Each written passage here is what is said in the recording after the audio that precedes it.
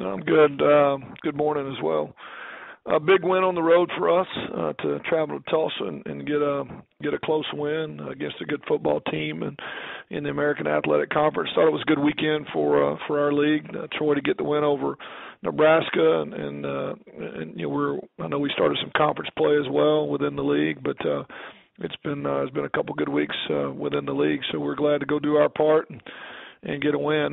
Felt like we played well in all three phases. We overcame a couple of mistakes early, but battled and retook the lead. And really proud of how the defense created turnovers and the offense was able to run the last 7 minutes off the clock and not put the defense back out on the field. So grew up a lot. We got a big test this week against UNLV, one of the best running attacks in the country, and it's going to be a huge challenge. Glad we got them here at home. But would love to find a way to win against the Mountain West and finish up 3-1 in non-conference play before traveling into conference play a week from now. Thank you, Coach. Our first questions come from Dan McDonald with The Advocate. Dan, please go ahead. Morning, Coach. It looked like after Morning. the first few couple of series that y'all were really efficient offensively. Do those numbers kind of bear up what you saw? Yeah, I think so. We had a couple things that we had to make a couple of tweaks on the sideline in terms of how we were getting played. You know, that whole 3-5 look is a little unique, and it's really the first time we'd seen it. And I thought the guys settled in, and we were able to attack it in a couple ways that maybe they hadn't seen and create some explosives. But all in all, we got the run game going, and as the run game got more and more consistent as the game went on, it really helped us move the chains on third down. And it's you got to be patient against that stuff. I thought our guys were. We didn't put the ball in harm's way, and we ran the ball physically, and obviously we were able to run the clock out late by running the ball effectively as well. Against UNLV, obviously they can run the football really well. How difficult, though, defensively would be to change? And obviously Tulsa does something very much differently than what UNLV and basically everybody else will do the rest of the year against you.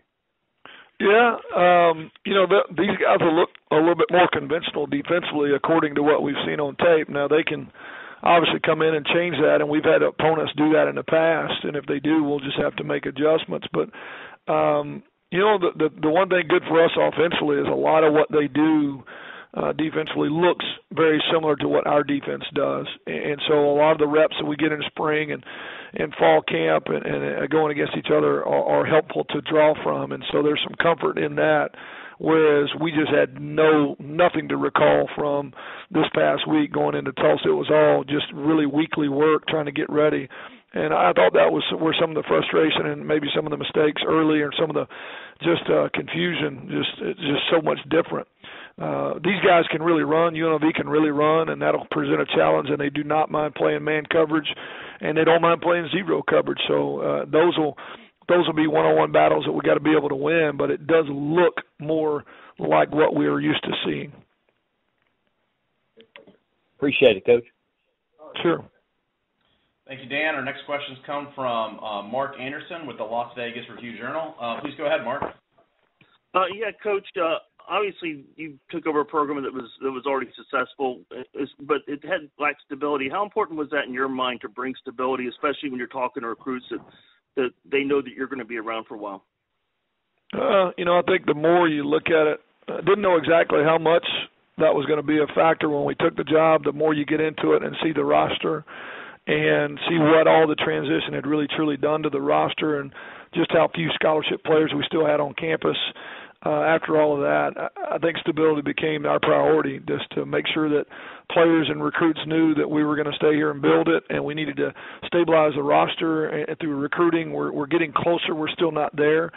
We started with 54 scholarship players, 5 years ago. Now we're to 74, and so we're hoping to get up to that 80, 85 number at some point. But we had to stop the cycle. It couldn't be a one and done cycle for any longer. 5 years was all we could sustain, and I've been proud that we've been able to continue to win and be successful, even coming out of all that transition, which really nobody's ever been through quite what Arkansas State's been through in the terms of 5 head coaches in 5 years.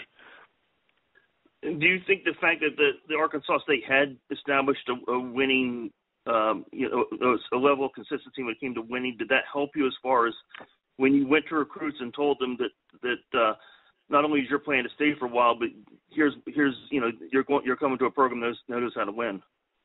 Oh, absolutely. The fact that the coaches before me were able to produce winning seasons and go to bowl games, and then the administration had taken a really aggressive approach into upgrading the facilities. We're still finishing that project up now with a brand new complex, and from indoor to expanded stadiums to all the things we've done. I mean, it was a collective effort, but guys want to win. They want to have a chance to win championships, and we've won 5 out of the 7 last years, and they've known that all along, that even with the transition that we could be competitive, and we're going to be competitive, and that's a huge part of it. Without that, I think it would have been really difficult to ride this wave of transition that we've been through. Great. Thanks so much, Coach. Sure. Thank you, Mark. And we do have time for one more. We'll go to Luke with RedWolfReport.com. Please go ahead, Luke. Hey, Coach, kind of a two-part question here. First, you still plan on getting Omar and BJ back this week? And if so, how does that help you guys moving forward? Yeah, all things look like they'll be out on the field on Tuesday, and obviously they both bring just a tremendous amount of experience to the field. I thought guys stepped up really well in their absence, and they did what they could to lead, off the field just in terms of what they were seeing and communicating and their presence. But it'll be great to get them both back. With UNLV running the ball as well as they do, those safeties that come up and make tackles, and BJ's one of our best tacklers. It'll be great to have him back in the mix. And Omar's just always been that guy in one-on-one situations that seems to make the great catch. And we're going to see a lot of man coverage this week, and we'll need him to do that this week against them. All right, Coach, appreciate it. Sure. All right. Thank you, Luke, and thank you, Coach. That's all the time we have for you today. We do appreciate it. Sure.